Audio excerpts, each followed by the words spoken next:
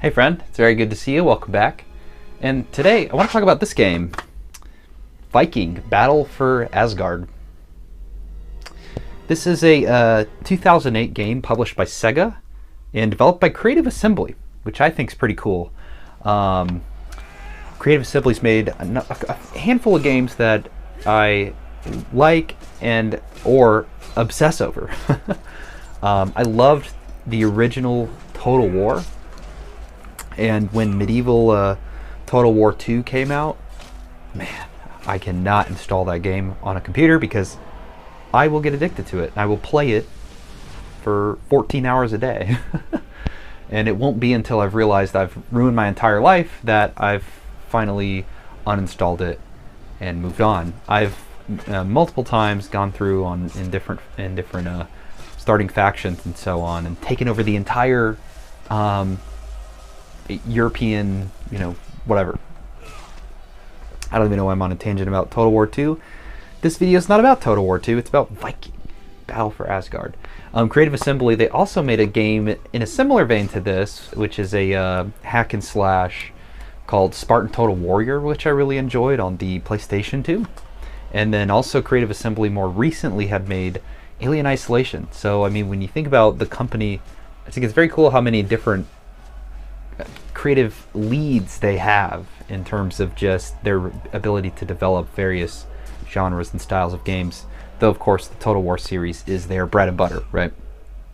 But this was a branch out from the Total War series, as were a couple of those other games mentioned. And before we get too far into the game, let's take a look at the game, the physical copy of the game. So one thing I always really loved about this, and what actually stood out to me a lot when I picked it up, was just kind of the reflective glossiness of the cover art here. And I'd say that this is a very appealing, just looking game. It's one that really stands out on a shelf and makes you go, all right, yeah, I kind of want to pick this up and at least look it up on YouTube or something. The back says "Show no mercy," and we get our standard affair of legal terms and data, or whatever you want to call it. You are Skarin, a rage-fueled Viking warrior hell-bent on revenge. The goddess of death has resurrected a legion of demon warriors to overrun mankind and begin the apocalypse. Alright. Wage all-out war to annihilate the enemy and free the earth from the grip of the underworld. Okay. And a couple of the things they're showing off on the back is brutalize with fire, lightning, and ice attacks your enemies. Okay. And battle armies of undead warriors in an open world. So we get a little bit of juice there as well. And on the inside here, we have, of course, the disc, and they have varying styles of art for at least the CD. And I kind of like that. I've always really been a big fan of when you get alternative art on the inside.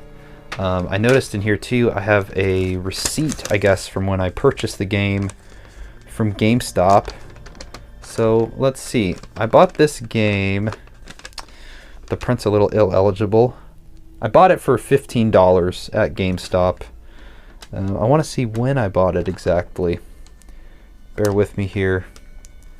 I think sadly the print is too faded for me to tell, but I must have had it for a many number of years at this point, I have to imagine.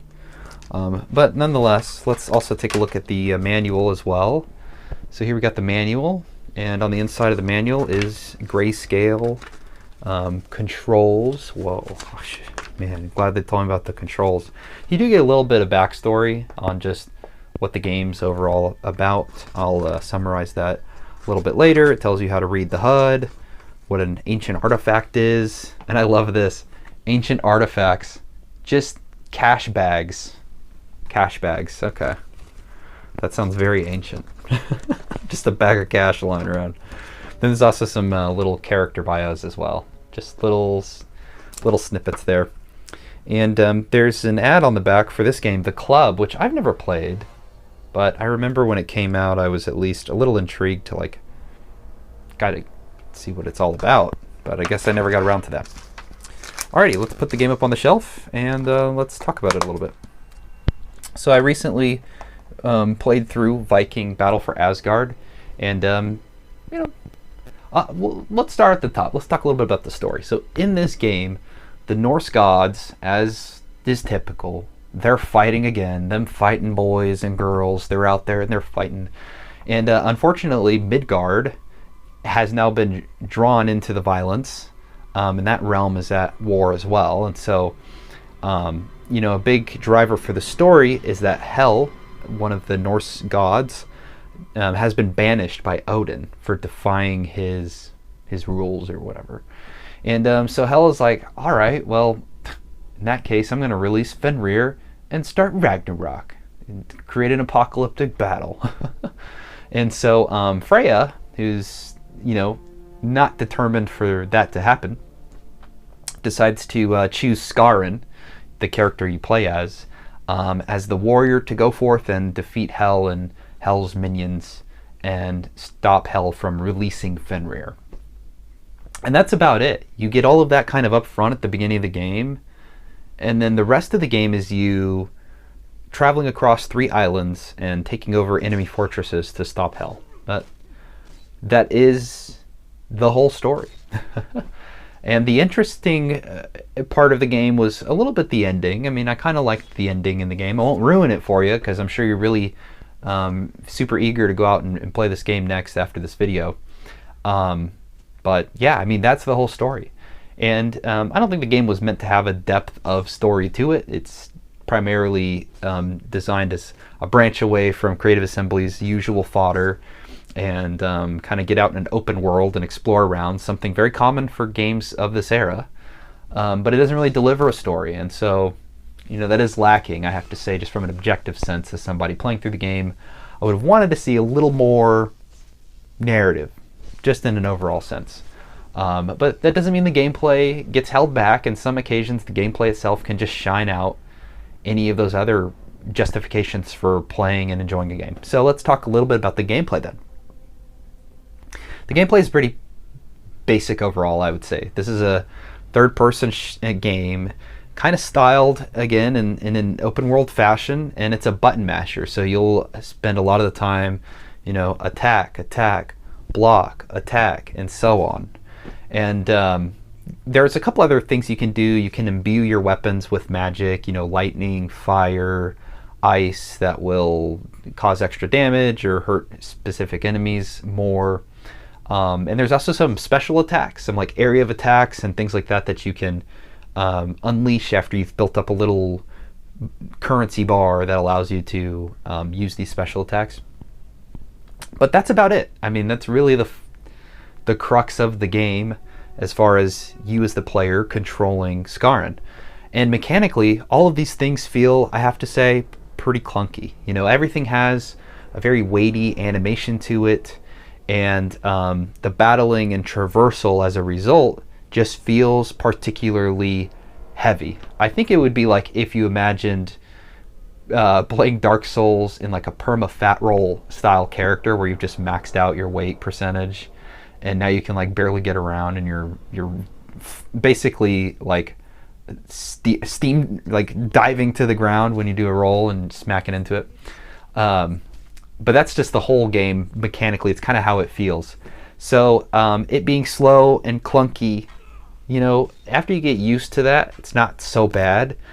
But there's other things, like when enemies hit you, Skarin has a whole animation where you're like, ugh, he falls backwards or he dives forward or so on and so forth. And it starts to just feel kind of insufferable after a little bit, just interacting with the combat system, which doesn't evolve much past what I just described to you overall during the game.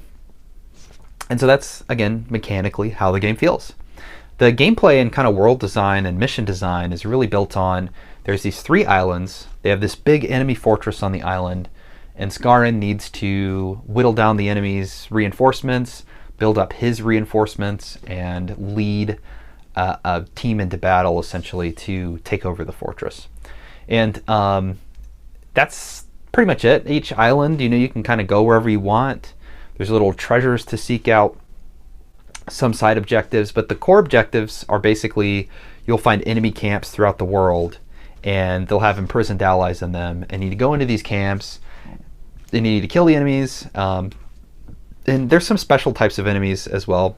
I mean, there's a shaman, and the shaman will summon enemy reinforcements, so you want to take him out. Some enemies will have a little horn on their belt, and if they are alerted to you, they'll sound the horn, and then more reinforcements will show up. So Skarn can sneak around and take out some of these enemies, hopefully to avoid those reinforcements. But at the end of the day, you'll find yourself attack, block, and so on and so forth, and that's going to be the gameplay experience. And once you've freed enough of these allies, then you can go to the fortress. Now, my suggestion to Hell's army would have been, if Skarn needed like all of these imprisoned allies freed, well then why do you have the imprisoned allies? Like, maybe ship them off the island, or maybe just take them out, just kill them. Like, that would have been a good strategic contingency plan to avoid this one dude from just tearing hide across these 3 islands and just kind of taking over everything. So just a little suggestion point to Hell. I guess in this instance they might have needed some of those pointers. But yeah, I mean, that's about it. And I have to say that once you have freed your imprisoned allies, the large battles, they're pretty epic and fun. I mean, there will be hundreds of enemies on the screen at once, just duking it out, and you'll be one of them, and you really do feel like you're here in the battle and there's like something huge going on. And so I did really like the vibe and atmosphere of those things. I do wish that while the battles are large, that they had a little more kind of structure to them. They really just become a folly where there's just, again, hundreds of enemies on the screen and they're all hitting each other, and there's a lack of strategy to those fights. You'll have all of your allies, but they really just run in and just start killing orcs, and you really can't manage the fight in any way. So like I think about Brutal Legend, for example. The latter half of Brutal Legend is really like an RTS game where you are a character in that world, fighting alongside the guys.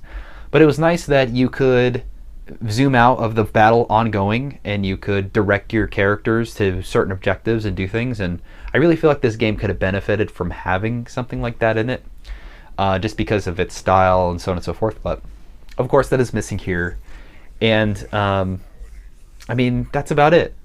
You do that 3 times and then the game is over. It takes maybe 8 to 10 hours to beat. And this is the whole game. So if that repetitive nature of the combat and if the mission design doesn't bother you, then maybe it's worth picking up. And another thing I'll say is you want to be very structured with your exploration, because if you do complete an island, you really can't go back to that island for no particular reason outside of you just can't. So if you're trophy hunting or you want to get everything 100% the game along the way, then you'll want to be very strategic about doing that and not triggering points of no return, because there's a few here in the game. So yeah, I mean, those are kind of my big thoughts. The game has a repetitive nature to it. The mission design and the world design is not particularly deep. I will say though that it is fun to just kind of pop on a podcast, play an 8-hour game, just blast through it, and have a time with it for $15. I mean, whatever. The gameplay is not bad. What is bad is the excessive QTEs, and the UI functionality is kind of slow, and honestly the game's just a little repetitive. But I mean, I've played worse. So that's my overall experience there. From a sound perspective, the voice acting what's here is middling. It's kind of its period. It doesn't really go out of the way to blow my mind. It's kind of there for us to just envelop ourselves in the atmosphere of the world. The sound effects are pretty good, and at times kind of crunchy. Crunchy's the right word I would use. The best I can say is when you imbue your sword with lightning, specifically, there's this graining, scratchy static that sounds like, I guess, a sound effect for like a Tesla coil or whatever, and it is unbearable. It really is a pain on my ears. And so some of the sound effects are a bit overbearing, because that one in particular will like drown out anything going on around it. So just a couple things to keep in mind there. And then from an OST perspective, there's no real soundtrack in the overworld. You can get in the towns and the battles, but that's about it. So, and as a result, a lot of it gets hidden behind the fighting or kind of what's going on in the moment when you're talking to characters and so on and so forth. So there is a lack of atmosphere building around the sound itself, I would say, in a lot of ways, because those scratchy sound effects are going to kind of take me out of the game immersion. There's no music to really envelop myself in the feeling or the tone of the setting that I'm in at that particular moment. And the voice acting is bad, and it's average enough that it's there, but it's not going to pull me in to the experience either. So graphically, I actually don't think the style of this game is aged poorly. I think it looks still pretty good. I mean, it is a game from the 2000s, so that's something that you have to expect. It's gonna look aged, like it naturally. But the art style is nice, and I would compare it to, not as colorful or as interesting, but it's kind of beefy in the way that Fable kind of looks, or like a World of Warcraft kind of looks. And I think those games still do look interesting from an art perspective and an art direction perspective, and are really of their time. And there's just something a little nostalgic about it for me as someone who grew up as a kid and like enjoying games in that period. So I did like graphically what it was doing from an art direction lens. Graphically, it's aged, as you can imagine. And the game has lots and lots of little animations, blood and gore, and you know, all of this kind of, while mechanically it makes the game feel heavy and kind of clunky, it does look pretty nice overall from just like a looking at the game and seeing it. If you go look at gameplay, it'll look, because of how flashed out those animations are, a lot better than how it feels when you have a controller in your hand and you're pressing the buttons. And so I think that does say something good about kind of the direction they took some of the animations in the game. And the other thing I'll just comment on is that for the PlayStation 3 specifically, the game has a lot of performance issues. It runs pretty slow. You know, it's locked at 30 frames, and it chugs along at periods throughout the game, especially in these larger battles where there's hundreds of enemies on the screen. And I get kind of surprised by those things, because Spartan Total Warrior, which is a game that I mentioned Creative Assembly did just a couple years before on the PlayStation 2, doesn't have these issues, doesn't have a lot of the issues that I talked about in the game, in this review specifically. That game feels really snappy and fast to play. It kind of plays like God of War or Dante's Inferno, whereas this one's kind of clunky, and that art style is like very popping and vibrant, whereas this one's kind of muted. I think that game has a lot of great sound effects, and the battles are large and epic, and they run smoothly. So maybe there's just something to do with managing cell architecture versus how easy it was to develop for the PS2. But I was kind of surprised at how different 3 years can make with the same game development team, because I think the same team and worked on this game. So, but that's it. I mean, overall, Viking Battle for Asgard, it's just one of those random games I have in my collection. I've had it for a long time, and I kept saying, I really need to play this just to say that I did. The story didn't catch me. The gameplay was unique. I think it's a good word. We'll call it unique. And from a sound and graphics lens, I mean, the game doesn't do anything too special. I did like visually kind of where it went and how the animations worked. But it was okay. I mean, it's an 8-hour game. Threw on a few podcasts. I learned about the Aztec Empire and its history, I guess, while I played it. So at least Viking Battle for Asgard did that for me. So it is fun in other ways, though. I mean, I can't say... The thing that I have is, you know, even an average game can be pretty fun. And while this game is pretty average, it is also very fun to play. If not a little repetitive. So that's kind of my big gist and my big takeaway that I would leave you with. But I am curious, have you played Battle for Asgard or Viking Battle for Asgard? I'd love to know what you thought about it and your views on the game as well. And overall, just really appreciate you checking out the video. If you liked it, please like it, and subscribe if you want to stick around and chat more about games I'm playing and what we're up to these days.